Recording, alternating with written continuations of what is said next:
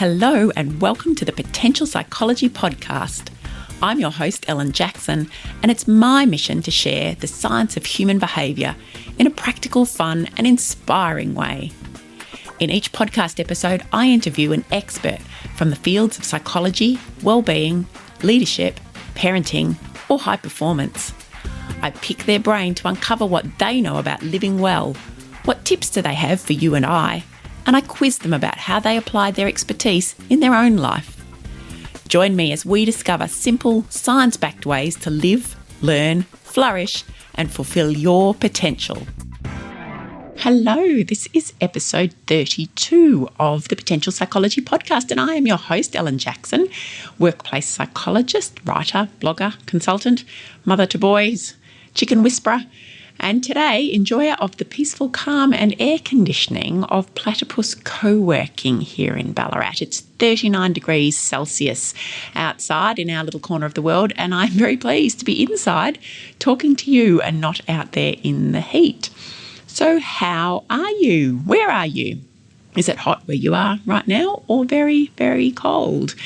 It's kind of mind-bending. It's a mind-bending thing to be sitting here talking to you and wondering whether you are listening on the other side of the world in entirely different climatic conditions or perhaps here in my hometown of Ballarat. And before I introduce our guest for today's episode, and he and I will be talking a bit about things happening on a global scale, I want to share with you something that I learned this week, and sadly it's about the fragility of life. A wonderful member of our online community, a friend that I've made through a shared interest in personal growth and psychology, was struck the cruelest of blows recently when her husband died suddenly following an awfully tragic accident just a few days ago. And my heart dropped when I heard this news, as all I could think of for at least 24 hours.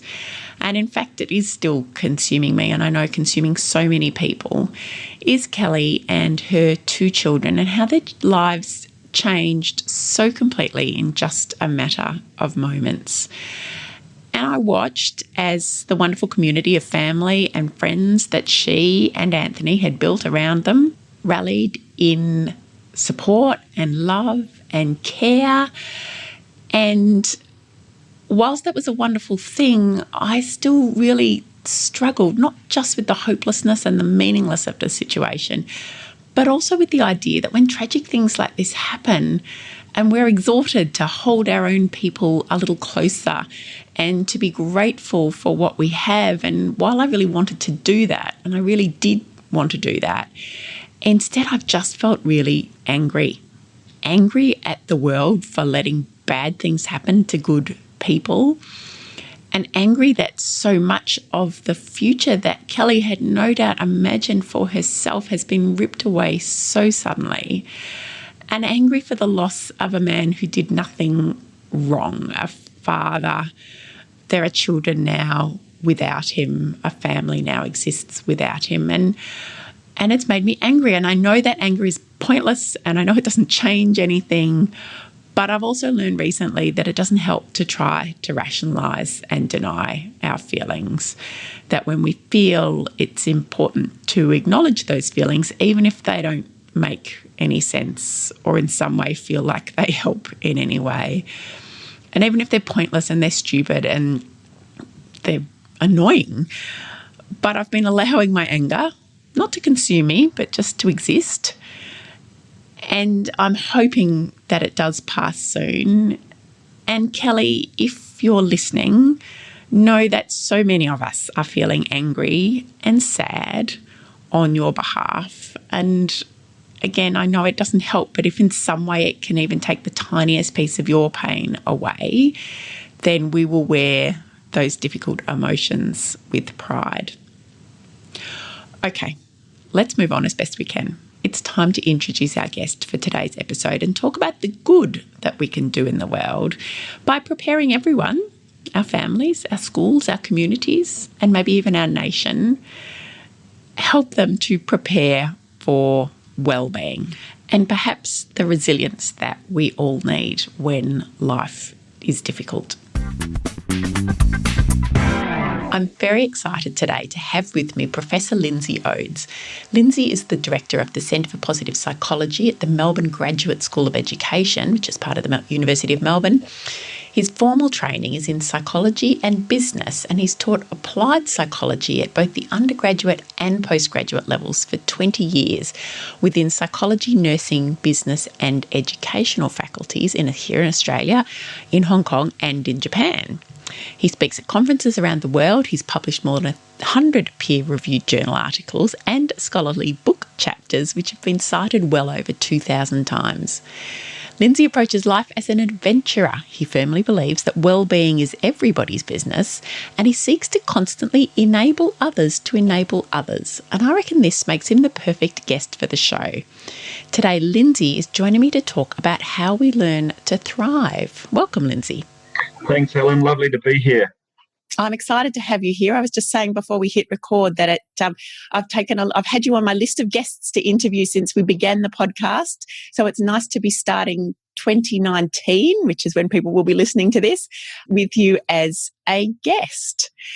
And before we get into the psychological stuff, because I know you've got a lot of really interesting and complex stuff to talk about that moves beyond psychology into philosophy and economics and the political arena, I wanted you to tell us a little bit about your life as an adventurer. What is the adventuring that you do? Oh, my life as an adventurer. Yeah. Well, physically, it used to probably be a lot more adventurous than it is now. I've done a lot of walking, bushwalking around the world in different places, including Nepal, North America, lots around Australia, but also a bunch of scuba diving. Done a lot of scuba diving. Did some mountaineering in Canada.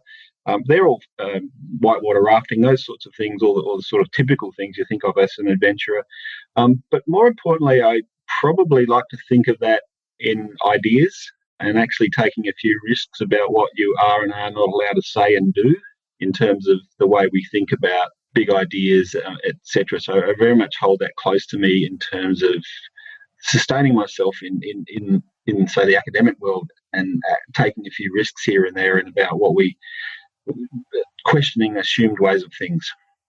Okay, so it's a philosophy of adventuring as well as a practical element. Yeah, as I said, the physical adventure is probably reducing a little, but hopefully compensating through the ideas. More intellectual adventuring. Yeah, that's it.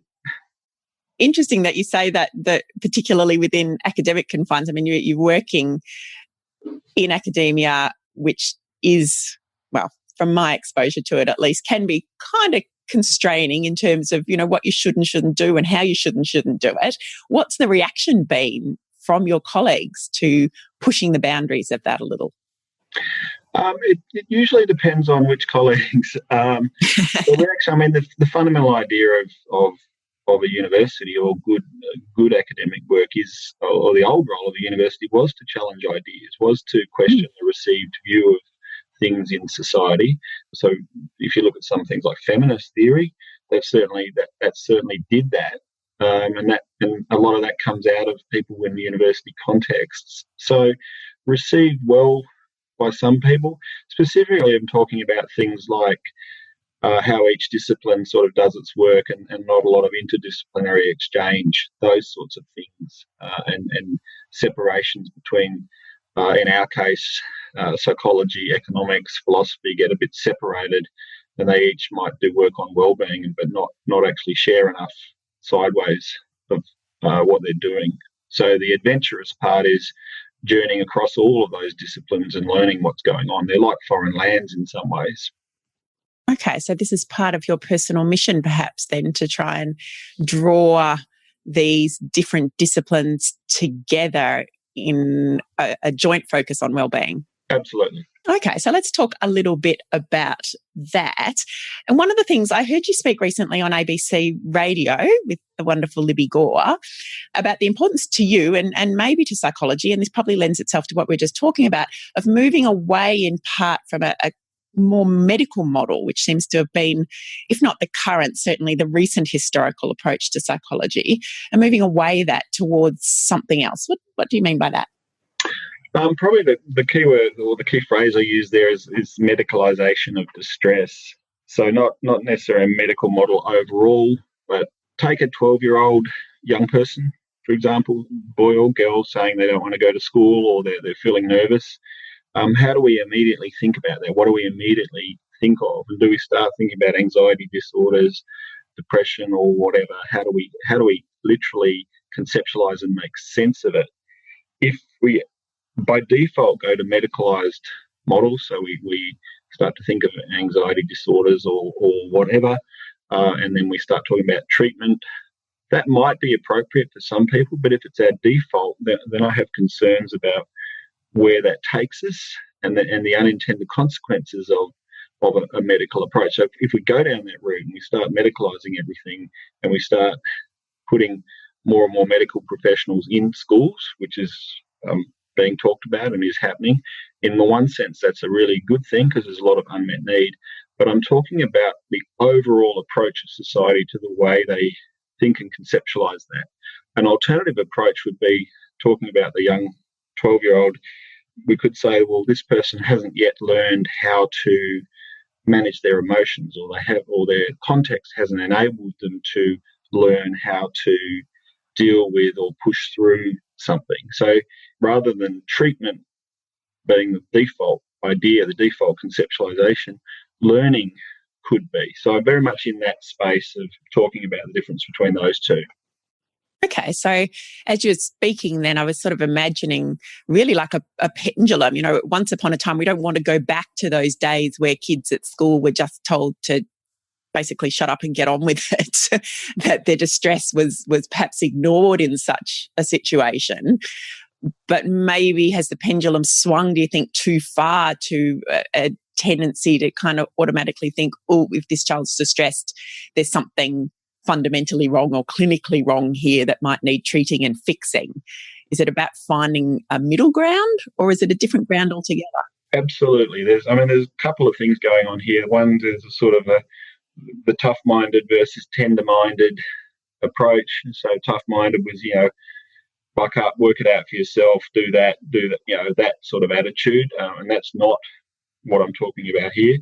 But at the same time, distress is part of human experience. It's not pleasant, but we can learn how to manage it, learn how to deal with it, rather than necessarily medicalising it and therefore saying it needs treatment, usually by another. So, if you look at the discourse, it's like, I have distress, therefore you should seek professional services, which is also, therefore we should take it out of the community and give it over to someone else because they're expert and you're not. That's part of the concern I have. But the flip side of it is, no, it's not just telling everyone to stoically get on with it, but at the same time, we don't necessarily at a default level need to go straight to a medical conceptualization of lots of parts of our human and social experience. And this is the challenge, because people listening to this could easily misinterpret it and say, well, Professor Oades from the University of Melbourne was saying that everything to do with treatment is wrong. That's not what I'm saying at all. I'm looking at what are our base level assumptions about this and how we're setting things up. I would argue we could basically move treatment centres into all of our schools, and I don't think that's going to bring us the solutions that society is looking for. I'm talking about a much more broad-based educational approach, not just for schools but for society, where people are enabled to deal with the human and social interactions, deal with the distress of that, and not have to not go downhill. So they do need services. So not just going upstream, but going outwards as well. That is sharing the responsibility and making it part of standard curriculum, etc., to get some solutions to these big problems. Because at the moment, we keep hearing 1 in 5 people have mental illness, youth suicide rates are very large, incredibly distressing, real issues, but then ironically, we keep throwing the same attempted solutions at them, that is more medical services, and then we add more and we say that's a success, and then we add a bit more and that's a success. But then at the same time, we still keep hearing the problems are happening. So let's have a rethink. Let's actually look at it in a different way, look at it from a learning paradigm and look at it from a whole of community responsibility type angle. Okay, and that was what struck me then as you were speaking was it's about guessing from the sounds of it, finding that middle ground between where the pendulum swung in both directions, and that's a place of growth and learning. Definitely. Yeah, no, that's definitely right. There's a few pendulums swinging. I mean, there's the medical versus non-medical. There's the focus on the negative versus the focus on well-being or positive. I would argue very much for a capability approach. What can you be and do? That type of model, which is actually when you logically track it through, takes you to a different place. Often what people will do in a conversation unwittingly is you'll be talking to them about, say, well-being or the student or a person being capable, and they'll say, oh, that's really good because that's prevention, isn't it? And therefore what they're doing is they're overlaying the conversation with a health discourse about preventing illness, as though that's the ultimate goal of society. So if you ask your 12-year-old again, what's your dream? And they look up at you with big wide eyes and say, my dream is to not have a mental illness. That's not what they say. Yeah. Yet a lot of what we do is heading us in that direction, as though that's the win, that's the ultimate outcome. We're making 0 the goal instead of +10. Absolutely. Yeah. Yep. So that's part of what I'm talking about here. But actually, so it's more than preventing illness. Anytime you hear prevention, it's usually said, well, that's a good thing, it's better than treatment. That's correct. But you're still being pulled back to an illness discourse, because that's what you're talking about, preventing illness or disease. Building capability for the sake of having capability is actually a different conversation. Part of the product of that may be that illness is prevented, and that's a good thing, and illness should be prevented.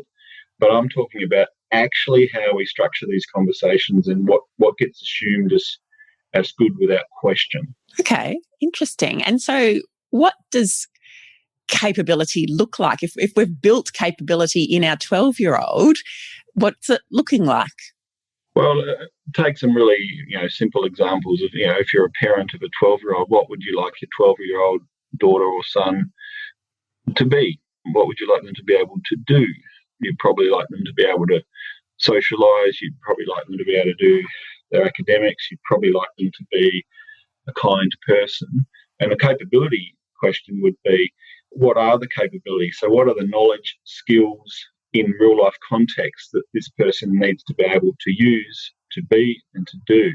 So a curriculum person would have lots of answers. They'll say they need this, this and this, and they'll look at the Australian curriculum, which immediately takes us, as I just said, it takes us to that conversation about learning and what people need to know and how they develop it over time, as opposed to, if we went in from a medical framework, it would be, all right, what problems have they got? What symptoms do we need to deal with? Which for some people is really important and absolutely necessary. But my point here is that should not and need not be the default way we talk about it. I would prefer to start with the learning discussion about capabilities, and then, if needed, bring in the medical approach as necessary, rather than assuming that's immediately what's needed.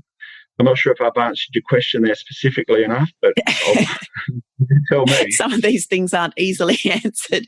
I guess what I'm wondering is, at the moment, if we have, to use again that, I suppose, school or child-based analogy, if we have a 12-year-old who is not necessarily obviously struggling with some particular issues that might be surrounding mental health or well-being in some area, who is generally getting along fine and okay, is it that at present we sort of just kind of say, okay, that person's good, they don't need attention necessarily, we'll attend to the people who do obviously need attention? And is this about changing the conversation so that all the kids are kind of pushed or encouraged in another direction? I'm not sure I've described that terribly well, but do you know what I mean? Yeah, no, I do know what you mean. If we look at some of the current initiatives in Australian schools, social and emotional learning, positive education, these things are becoming increasingly popular, and what they're about is enabling young people to learn skills and knowledge about things that lead to well-being. Mm-hmm. And in a positive education sense, that might be young people learning what their strengths are, learning about optimism, learning about gratitude, these types of approaches, which are, in my view, really important and really useful things. This is in addition to, not in replace of, discussions that may talk about identifying signs and symptoms of anxiety and depression, and when appropriate, suicide prevention, etc. So these are the types of things that are becoming increasingly available. Of course, some people would say this is not new. They might say, well, we've been doing pastoral care for literally centuries. My response to that would be, well, yes, that's true, but this was prior to the emergence of a wellbeing science, where we now have a bunch of scientists around the world who are investigating what leads to, predicts wellbeing, in addition to medical people who have been helping us understand what causes disease and illness, and how to treat it. But the rise of wellbeing science gives us a reservoir of information and knowledge which we can use to underpin not only our school-based interventions, but part of our public policy around larger scale wellbeing. School systems are particularly important because, like families, they're a huge lever in how people develop, and the assumptions they bring with them about how we even think of and conceive of health and wellbeing. Mm-hmm, mm-hmm. So we're kind of layering stuff up. It sounds, we are layering this medical model. We've layered it now with another 20 years of kind of wellbeing science, and I guess that, and I love your analogy there of the lever. The opportunities are within our systems, our school system, our family systems, and you're now starting to think more broadly about our political systems in order to add another layer. Absolutely. And that's when I say wellbeing is everyone's business: individual, family, school, local government, workplace, sports clubs, communities, state government, federal government, everyone's business, economic metrics, the whole lot. Wellbeing is people, when they truly start to understand wellbeing, they'll understand it as much more than their individual experience or whatever. It's actually a whole agenda which has a lot to say about multiple things, including economics. So people start to discover how broad it is, and then they'll realise there's a lot more to it than they may have originally thought. So we're making it more complex with a view to making it more simple in a way. Well, it's one of those things is that you can come at it from multiple levels, or at your entry point can be thinking about your child, or it can be how you feel, or it can be thinking about trade, or it's like economics in the same way. You can think about money as, do I have my pocket money today? Or you can think about national gross domestic product. So it's similar in that way. It's very pervasive, and you can't avoid it. Mm. You may not call it wellbeing, but you can't avoid it. It's making sure that lens of wellbeing is always part of the conversation, no matter what we're talking about, whether we're talking about our family, we're talking about our school system, we're talking about our economy, whatever it might be. We look at those through a number of different lenses, and wellbeing has to be one of the lenses. Absolutely. And that's why, people have been very interested in gross national happiness in the small kingdom of Bhutan, where I had the pleasure of visiting last year.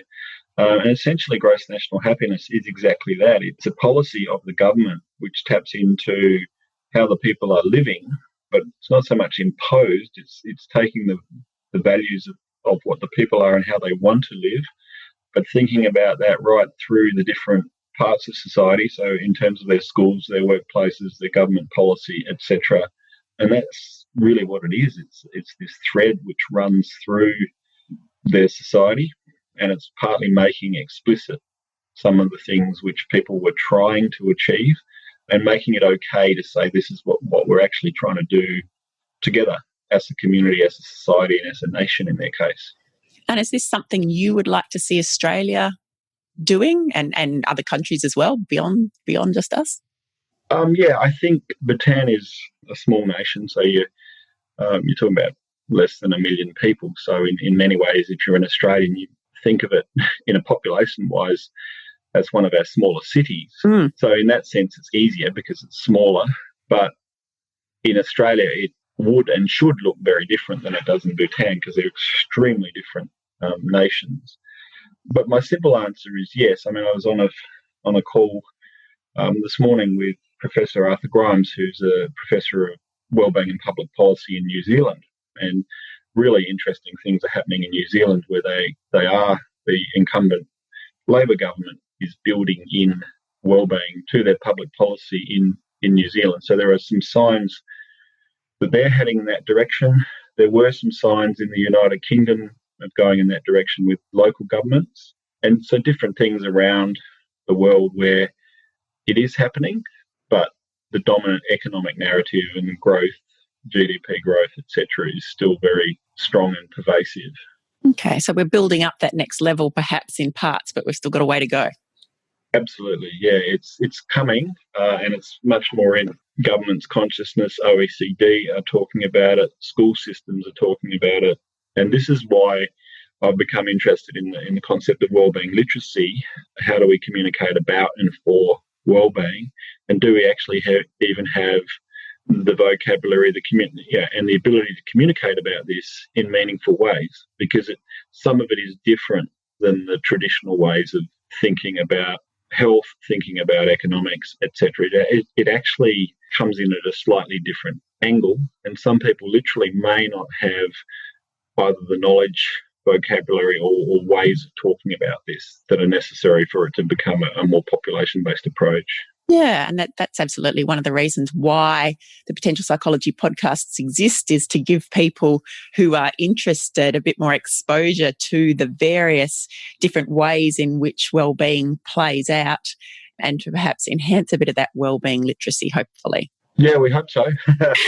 I mean, it's interesting tracking across the different disciplines. Psychologists will unwittingly, not always, but often take quite an individual approach. And then because they're psychologists, obviously they'll think about things in a psychological way. So they'll talk about psychological wellbeing, and they'll look at interventions and individuals' experiences. And so they'll be attracted to things like the things in positive psychology, individual character strengths, gratitude given by individuals' emotions, etc., which are all good, worthy things. But at the end of the day, they are still bounded by the individual. And then you'll say, oh, no, we also are interested in relationships. But usually what that means is they're interested in interpersonal relationships, not relationships between organisations or relationships between nations. So, as I said, there's nothing wrong with that, but that's one realm of a much larger system, and it's one way of understanding wellbeing. People often ask me what's the difference between wellbeing science and positive psychology, and I'd say, well, positive psychology is a discipline within psychology. A lot of the work does relate to wellbeing, but wellbeing science is a broader endeavour of scientists across disciplines. Economics is a science. Philosophy is not considered a science, but philosophers will have a lot to say about wellbeing. And other disciplines, approaches like geography has a lot to say about wellbeing. And interestingly, when I talk to psychologists about this, they literally just don't know this exists, which is a reflection on how we build our institutions and our little fiefdoms. And we really need to start informing each other better about this sort of joint endeavour around wellbeing. Yeah. So bringing it back to where we started with that multidisciplinary approach and a more systemic approach for the benefit of everyone. Yeah, absolutely. So, Lindsay, I've got a little challenge for you now. Oh, good. I love a challenge. You love a challenge? Here's a challenge for you. So you've just recently launched, for want of a better term, your Thrivability theory. And I'm going to see if you can describe this for our audience in as brief a way as you can. Okay, how long have I got? Well, we've probably got another about 20 minutes or so of conversation, but see how brief can you make it? Not that I don't want to endeavour. I would love to get into the intricacies of all of it. We could talk about it for hours, but that's not the challenge. The Thrivability theory is an attempt to bring together some of the key factors which lead to wellbeing, and thinking about wellbeing broadly. So rather than being a psychological theory or an economic theory or a sociological theory from the different disciplines, it's an attempt at a multidisciplinary theory or framework to look at how people experience wellbeing. So there are a set of parts to it. Firstly, it does that. It describes well-being as an experience. There are different ways of thinking of well-being and what it is, and some people say it's just health.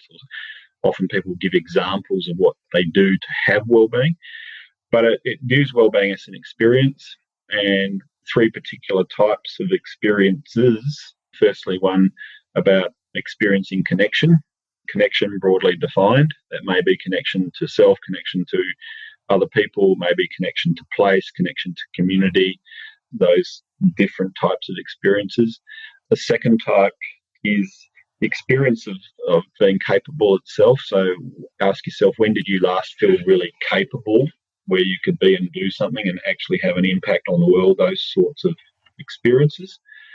And thirdly, the experience of contentment itself. Some of Western psychology might view contentment as an isolated emotion.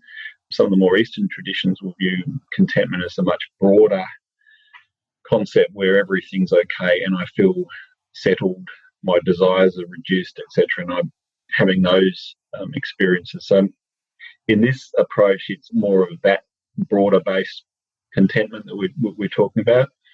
So to summarise that, experience of connection, experience of capability, experience of contentment. So that's the end experience. And one of the things with thrivability theory is that that's it. So those experiences are well-being, not they lead to well-being. They might feed back and lead to more of it, but one of the things with thrivability theories is treats that as well-being rather than saying these predict well-being. So that's the first level. The second level is, okay, well, how do we maximize these experiences? Some people will say, should we? I'm saying, yes, we should. And that just doing that is a debate in itself. But how do we do it? And I would argue, and do argue, that it's useful to think of the capabilities. And so the motto, or one of the key messages of thrivability theory is, don't pursue happiness, prepare for well-being. And that's an important distinction because immediately it makes a distinction between happiness and well-being. And the prepare part is code for build capabilities. So build the capabilities and then let it happen. What we're seeing a lot of is people really grasping or pursuing happiness, and they're doing all these technical things. They're running around doing their 5 key tips to happiness and trying really hard to do it and get there, and being really thinking they can go there in a really direct way. And then they find it doesn't last for that long and it wears off. And that's been some of the resistance to perhaps the positive psychology movement generally in the media at times, isn't it? This idea that it's all about pursuing happiness and we need to kind of find this thing and then all will be well in the world. And people saying, well, that's not how it works. And you're saying, no, that isn't how it works. That's not what the field is saying or what wellbeing science generally is saying. Absolutely. And you've got, this is where defining the difference between happiness and well-being, or at least the way we do it, is important. So happiness here may relate to a sense of pleasure or a sense of feeling good, positive emotions, those sorts of things, whereas well-being is seen as a much broader, longer-term, more sustainable thing that we're aiming for, or in our case, the ability to be and do or have those experiences which I described, which are more complex experiences. So a story about when you're connected, when you're having those experiences of connection, or a story about when I feel capable with myself or with others and I'm actually doing something in a real context, or a story about that deeper sense of contentment, which isn't necessarily positive emotions per se, and it isn't necessarily a highly intense pleasure-based situation, but it's this broader underlying, almost existential contentment. So that distinction is important, well-being versus happiness, but also the don't pursue. Pursuit, if you look up the Latin origins of pursuit, it really means to chase. So if we go and chasing positive emotions or pleasure, we might get it and it will work for a short period of time. But that broader well-being experience that I referred to, this is where I say capabilities are important, because we prepare, we build, we develop knowledge, skills and approaches to better interact with our environment to enable us to have more of those experiences. And this is where the other disciplines, then say psychology, will jump in and education will jump in and say, well, what about economics and what about diseases and things like that. And within thrivability theory, I refer to the capabilities as freedom to. They're things that enable us to be free to do things. But likewise, we need to think about what we need to be free from. So if you're listening, actually have a go. Think about 5 things that you broadly based that you would need to be free from. And I mean big things. I don't just mean daily hassles. I mean the big things you truly need to be free from. And people usually say, I need to be free from violence. I need to be free from poverty. I need to be free from, some people say, war and violence. So those sorts of larger things. So thrivability theory includes both of those. Different people have different responsibilities on who's going to deal with that. If we could rush out and fix war, poverty, etc., straight away as individuals, we would. Would have done it a long time ago. Yeah, but this is where we need a broader systems conceptualization, because wellbeing's a lot more complex than people would like to think. I choose those words very carefully. It is more complex than people would like to think. People want simple. They want hacks. They want tips. They want 5 secret recipes. And then the marketing industry does really well with that because they just keep selling them. And then we get this frustration because people have short-term gains but have been ill-equipped to think more broadly about the bigger system that's leading or not leading to those experiences of well-being.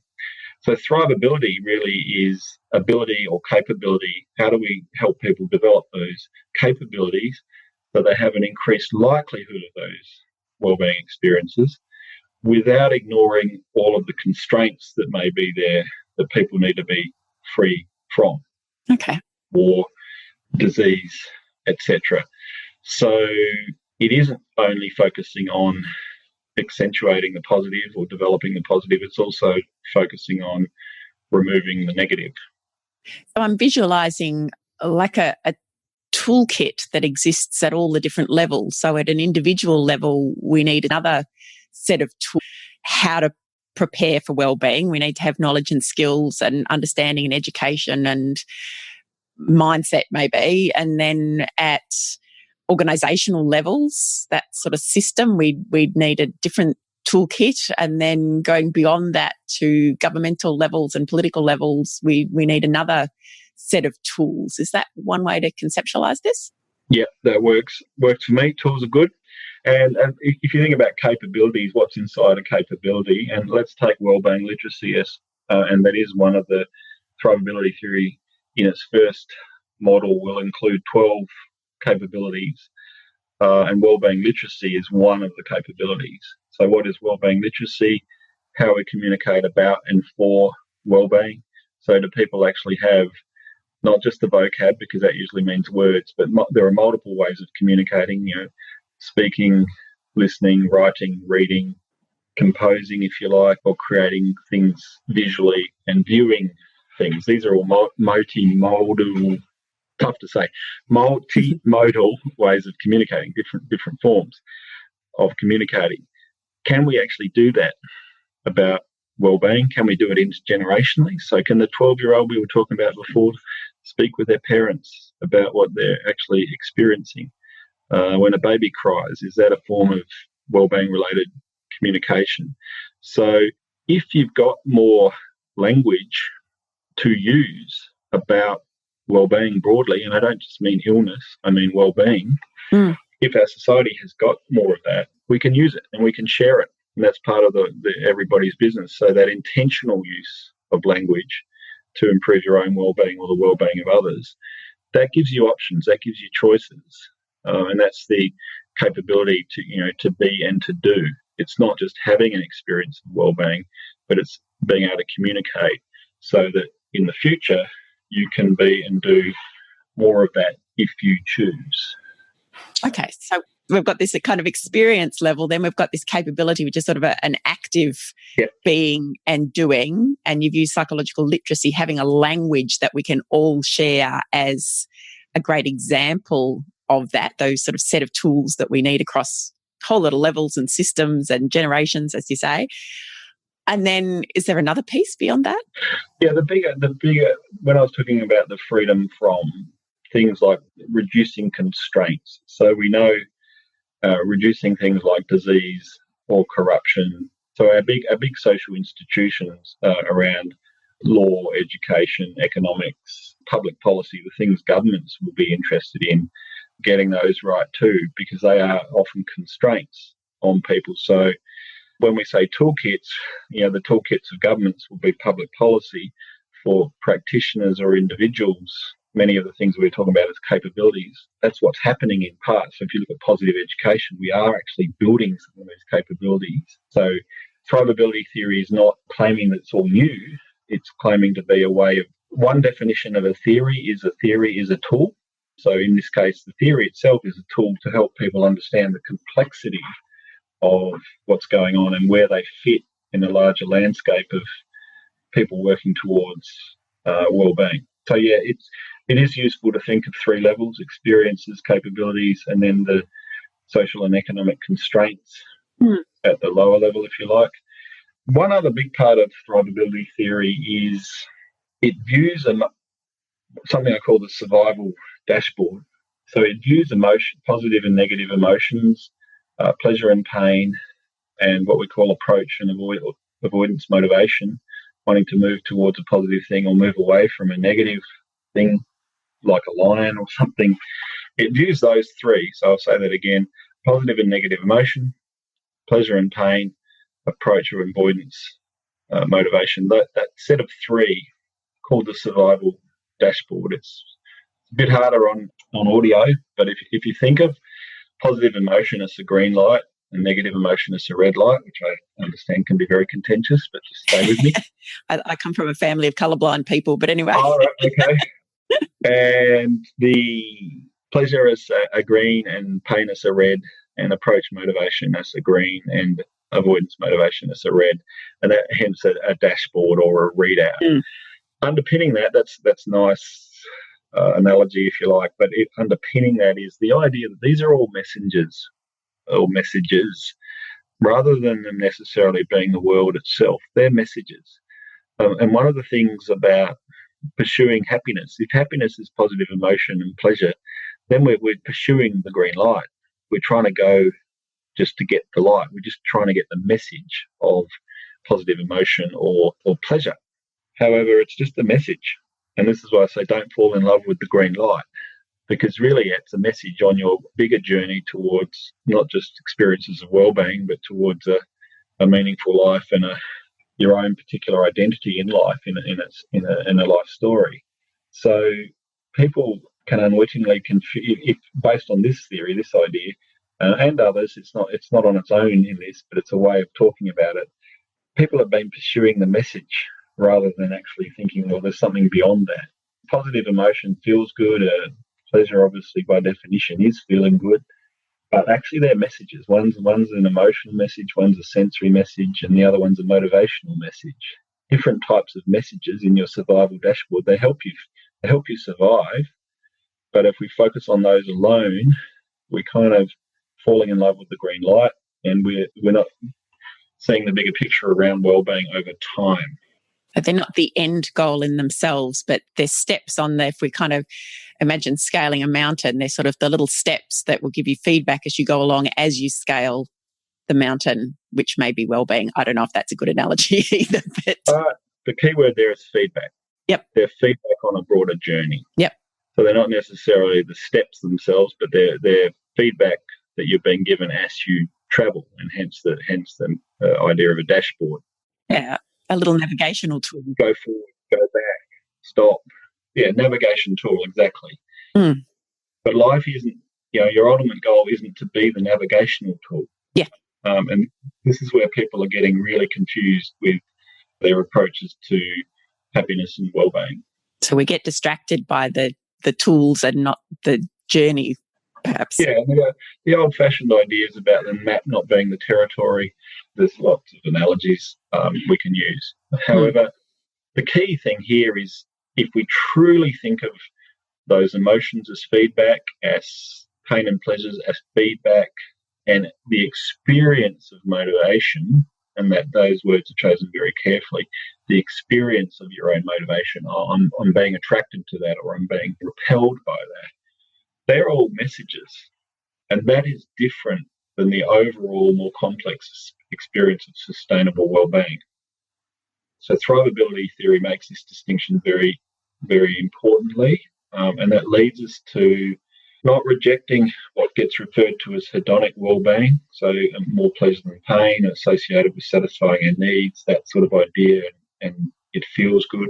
Not rejecting that and saying that's not happiness. We're saying that is happiness, but that is feedback from a larger psychological and social system. So it's just one piece of the bigger puzzle. That's right, and there's more to it than that. That's what we experience in the moment, and then we'll re-experience it in a new moment. But multiple moments make up a story, and we need to think about well-being over time. One of the least appreciated parts of well-being is that time is a key part of what we're talking about. And we often trade off momentary pleasure for long-term gains, for example.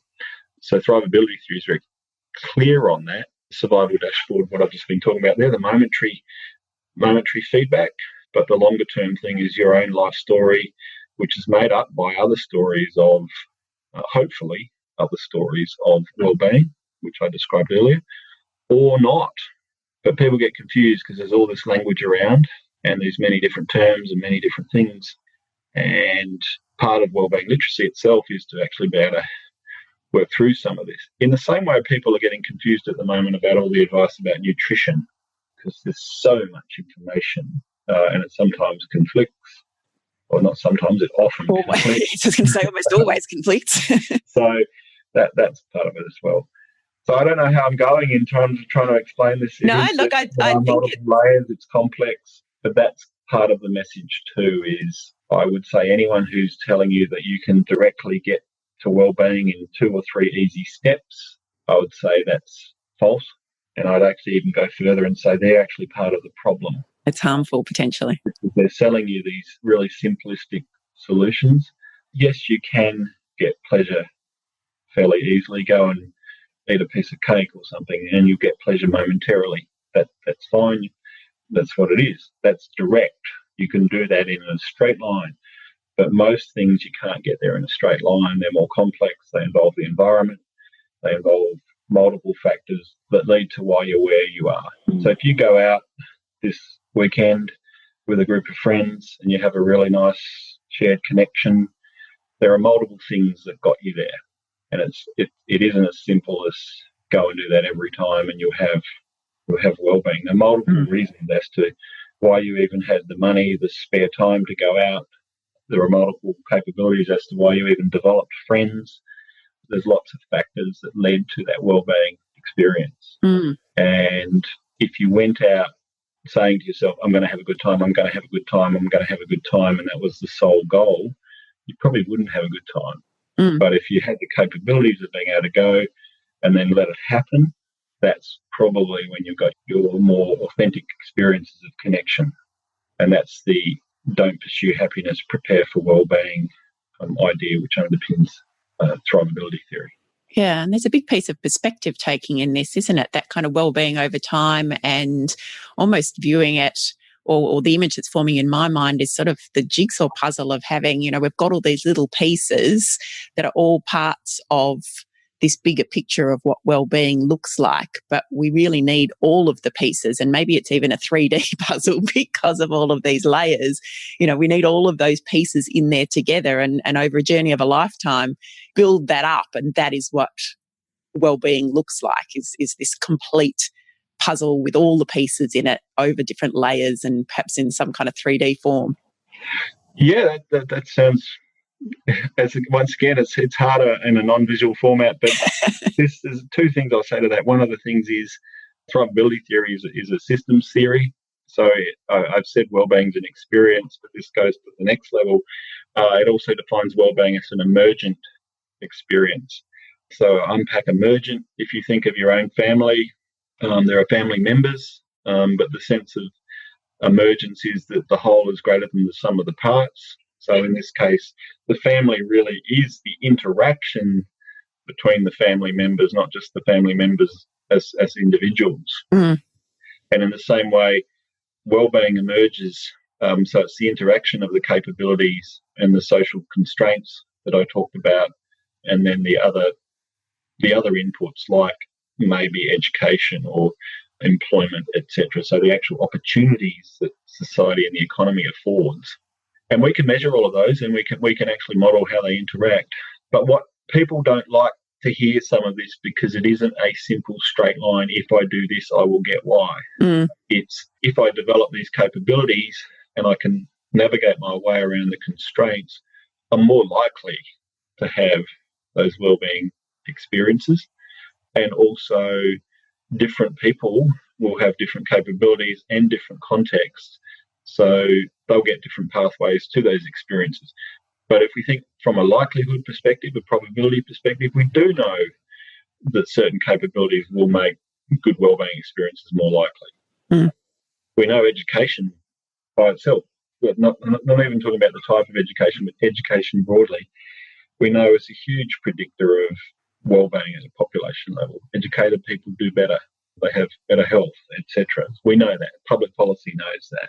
But if you're already getting an education, then they'll go, okay, well, so what? Yeah. A large part of the world is not. They don't have that opportunity. Particularly, we know young girls have not been allowed to be educated, to go to school. So this is where the broader theory drawing on human development work becomes important. And that's what I love about that notion of preparing for wellbeing. To me, it sounds as though it's almost like building the scaffolding at all of these different levels so that the scaffolding's in place, and then we can allow the wellbeing to emerge within that. We've built the right pieces, and then it kind of just creates the conditions that allows the wellbeing to emerge within it. Yeah, it literally is creating conditions, or at least cultivating conditions. I mean, yeah, I love being a university professor, but at heart I'm a football coach. And what this means, you can train, but on game day, you've got to let the team do their thing. And a lot of our wellbeing experiences are like this. You get everything in place, and then the experience unfolds, and you can't make it so. But there are lots of things you can do to make it more likely. But then things happen and it unfolds in a non-linear way, not in a straight line, and you get feedback and you make adjustments. But a lot of our models have been linear, and this is where systems theory and understanding more complex interactions of things becomes useful to make sense of this complex beast. And this is why we studied systems theory as a unit in master's degree. So it's casting my mind back to why I learned that. Yeah, and systems theory, I mean, people say, what is that? I gave the example of the family and the interaction between the family, and that was one part of it. There are other parts, if we think about feedback loops, if you think about your thermostat on your air conditioner, these are all systems, these are all cybernetic models, so it's all around us. But fundamentally, it's the cause of the causes. What led to that, which led to that, which led to that, and multiple things happening at once. And so one of the things that's important is, going back to our schools examples, are we enabling our young people to think in terms of systems? Mm. Because that will also help us. If you look at most of our major problems, they're complex social problems. And people are not that well equipped to think about them. Literally, not just solve them. They're not that well equipped to even think about them. Just to conceptualize them. And that's why we often see societies half puzzled because they can't make sense of what's happening politically, socially, economically, because it's just too big for them. Mm. So again, that's a big part of this going forward. I would actually argue that's part of a capability is, can we even conceive of all of what's going on around us and make sense of it in a non-simplistic way. Yeah, so we need a systems literacy alongside our psychological literacy. Yeah, and there are exactly that. There are some systems curriculum, which some teachers are listening, some people say, I'm already doing that. And no doubt there are. Mm. It's not accepted in the same way we talk about maths and English. So, Lindsay, we could talk about that for ages because there's so many bits, I'm sure, in there that we haven't unpacked. I've got all week. Continue the conversation. But I'm interested, I mean, from your perspective, this is a bit like the wellbeing itself, as I understand it. It's a theory that is a work in progress. It's creating the scaffolding to allow kind of the rest of the theory to emerge in between. Where do you want to take this? What's the ultimate goal for you in creating this model? Two parts. Firstly, I won't go to the ultimate goal first. I'll go to the how instead of the goal. Just to pick up on we're talking about different capabilities. So currently, we're doing a fair bit of work in terms of what should the capabilities be. I've said wellbeing literacy is one of them, and that's because I'm already well across the literature on literacy and how literacy leads to wellbeing, and I'm saying, well, we'll take the wellbeing part of that literacy because that's most directly going to lead to wellbeing.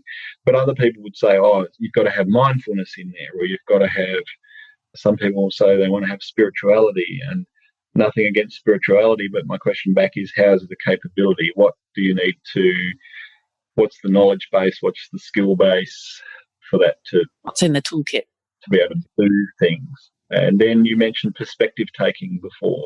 I mean, is perspective taking part of a broader relational capability?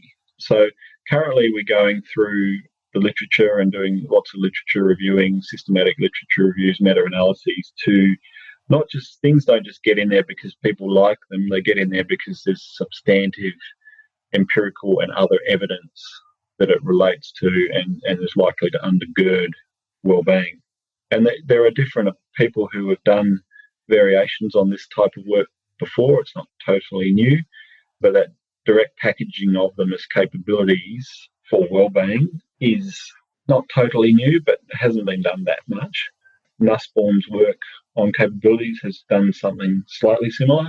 But yeah, so listeners can actually do that themselves. Have a think about, if you had to list 12 capabilities of things that people can learn, and that's the key. What is a capability? It's something you can be and do, but it's tractable, it's teachable and learnable. What 12 would you pick that predicts people's well-being, or not just predicts, but leads to, enables, increases the likelihood of having that experience? And you get interesting answers. Some people will say connection with nature. Some people will say compassion. Some people will say creativity. Some people will say learning and mastery. So people say, well, what about physical fitness? What about self-acceptance? What about self-regulation? What about living in line with my values? All of these, essentially, many of them are psychological in nature, and that's fine because they're capabilities, things we can be and do, and learnable things. But that's where we're at the moment in terms of getting the evidence base to justify why those would be in the theory as capabilities. And then the second part of what you asked was ultimate goal. I think there are several. Ultimate goal, probably ultimate goal is to improve the well-being of the whole population. And then thrivability theory has different bits. So capabilities, that's going to interest practitioners and educators. The stuff about freedom from, that relates to a lot of the work that's already being done in human development and policy makers, etc. So different parts of the theory will speak to different members of society, but part of the ultimate goal is to get cross-communication to lead to population-based wellbeing, which is similar to some of the stuff which is being done with social determinants of health, etc., similar to positive education in the sense of building the capabilities in the school system. But yeah, in some ultimate goal, population-based wellbeing. So for you, really building a model and a theory and a toolkit that really will enable others to enable others and lead, hopefully, to greater global wellbeing. Yeah, and the enabling others to enable others is exactly that. There are lots of great people doing great things, and so people say, we're already doing that, and it's like, yep, absolutely already doing it. How can we do it on a larger scale? And how can we do it in a way where people can understand where they fit in that larger puzzle? So the educator or the policymaker or the individual or the family member or the local community club, where do they fit in this broader population-based discussion of wellbeing? And you mentioned global wellbeing. Absolutely. We've got nations around the world who are taking national indices of wellbeing or happiness and increasing policy agendas around that. And we will see more of that as the disquiet with current paradigms become more evident. And we are seeing disquiet with current institutions, current political institutions, parliament, current economic policies around the world. We're seeing a lot of disruption happening, and people will be looking for alternative ways of having happy lives in communities and society. So it fits into a much larger debate and discourse.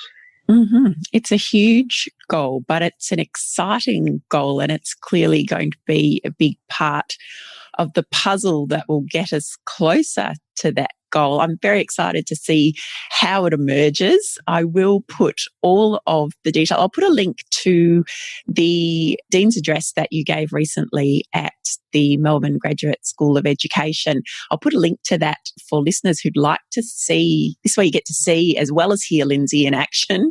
And there are some of those visuals that we mentioned as well in the slides that you showed during that presentation. So I'll pop a link to that in the show notes for this episode that people can find out more. I'll also pop a link to the interview that you did with Libby Gore recently on Melbourne's ABC radio. Can I ask you one question? Of course you may. Yeah. What's your favourite idea that we've covered? My favourite? Oh, goodness me, that's a really challenging question. And I don't know if this is an idea or just the concept. Really, I think the thing that appeals to me most is just having a framework that it's that preparing an emergence idea. I think that concept that excites me most, that there's a framework there that if we can allow everyone, we can create the literacy, we can create the skills, the capability across, I'm visualizing the generations and communities and populations, and then allowing wellbeing to emerge from that. That's the bit that excites me most, I think. Great. Excites me too. Well, good, because you've got a lot of work to do. Everybody does, yes. Everybody does. We'll all work on it together. Lindsay, I really do appreciate your time. It is really exciting stuff. There's so much more, and hopefully we'll get another opportunity to explore this a little here on the show. I appreciate your time. People can find out more, and just thank you. You're very welcome. Lovely to join with you, and I'm always looking for people to have more of these conversations. So thank you. Thank you as always for being here and listening with me to Professor Lindsay Oades talking about thrivability theory. And I don't know about you, but I'm kind of excited about the possibilities of encapsulating thriving and well-being in a way that may be able to just help us bring a greater level of well-being to the whole world. Next up, a quick reminder of the exciting things that are happening here at the Potential Psychology podcast and the Potential Psychology world more generally. I have my first ever ebook, the Positive Parenting Toolkit, which is now available online via our website. And it's a compilation of the biggest, best and most helpful positive parenting ideas that I have come across, that I've researched and that I've used myself. So plenty of practical strategies and tips to help your family to thrive in 2019. And if you enjoyed today's episode or enjoying the podcast in its entirety, please let us know. We do have many more great interviews lined up for this season, and I'm really keen to hear what you're enjoying the most. So the easiest way to do that is to rate and review the podcast on iTunes. I read and appreciate every review, rating and comment, or if you're interested, you can find me on social media at Potential Psychology. That's on Facebook, it's on Instagram, Twitter. Pretty much if you Google Potential Psychology, you'll find me somewhere. So find me there on social media and drop me a line. Let me know what it is you're enjoying most. Next week on the podcast, we are talking parenting again. We haven't done that for a little while. And my guest is the delightful Professor Lee Waters, who's going to talk to us about strength-based parenting and flicking the switch to a more positive approach that helps both kids and also helps us as parents. I really enjoyed this interview with Lee, and I'm really excited to be bringing it to you next week. That is episode 33 of the Potential Psychology podcast. Thanks as always for listening. I am really looking forward to being back with you next week.